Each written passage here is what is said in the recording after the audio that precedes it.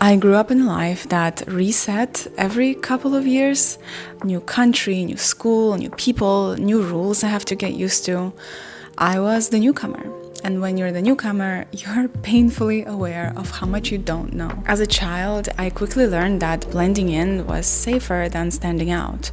And so instead of being led by my curiosity, I was overruled by the fear of being seen. I thought not knowing something made me look stupid, so I pretended I understood and I nodded along.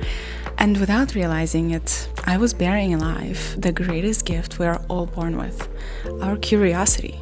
When you act like you know, the world around you shrinks. You stop exploring, you stop learning, you stop having a real relationship with life. You become simply a spectator. And that's exactly what happened to me. Every time I didn't ask the question, I wasn't avoiding making waves. I was turning away from a doorway into understanding something new, a doorway into connecting with another person more honestly, a doorway into becoming someone slightly less afraid of the world. But I didn't see it that way back then. Back then, not knowing felt like a weakness, like proof that I was an outsider, that I didn't belong. So I learned to study people instead. I watched how they spoke, what they laughed at, how they interacted with each other, and which actions would make me seem like I'm too odd or too out of place. And in a strange way, it gave me a gift of being super observant.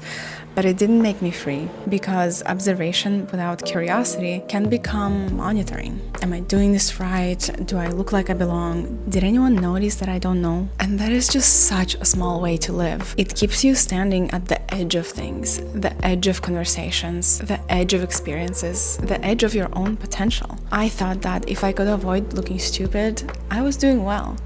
But in reality, I was just keeping myself small instead of allowing myself to grow. And then my whole world changed when I met my husband. Probably the most curious person I have ever met. He used to describe to me his curiosity as this burning fire inside him that just drives him forward. I think one of the greatest gifts he's ever given me was a spark from his own fire that ignited within me my own curiosity. He didn't do that by teaching me some grand life lesson or by sitting me down and telling me to be curious.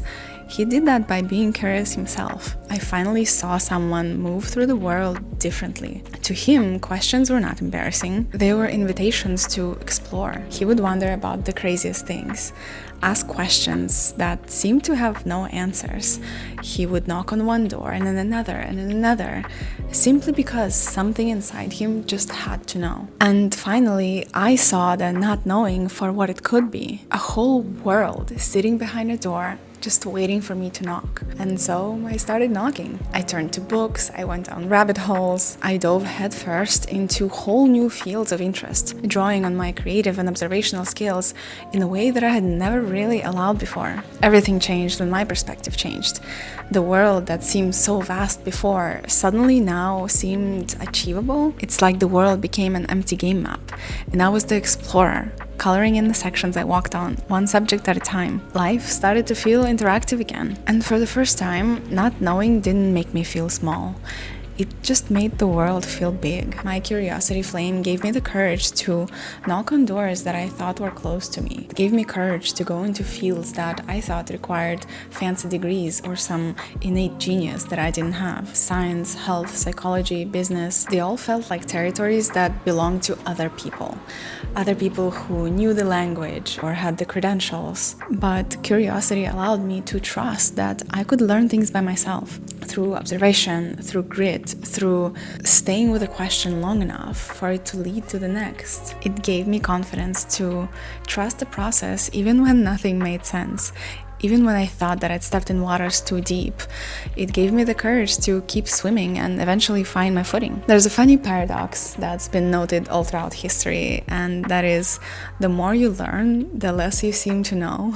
Before I was led by my curiosity, I thought I had the world figured out. I had my opinions, I had my assumptions, my little conclusions about what was possible for me. But the more I started learning, the less certain I became. It's like every answer just revealed another layer. Every new door led to 10 more doors that I didn't even know existed. And strangely, the less I felt I knew, the more I wanted to keep going. And that's a beautiful thing about curiosity.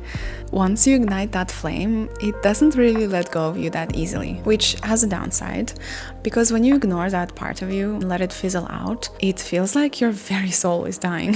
Like that deeper part of you that wants to learn, that wants to explore, to question, to discover, starts withering away. And once you know what it feels like to be lit from within, that disconnect is really hard to stomach. I think it becomes your lifelong task of keeping it alive. Like a fire you just have to keep tending. For me, it felt like I just had to make a pact with myself to become this lifelong experimenter.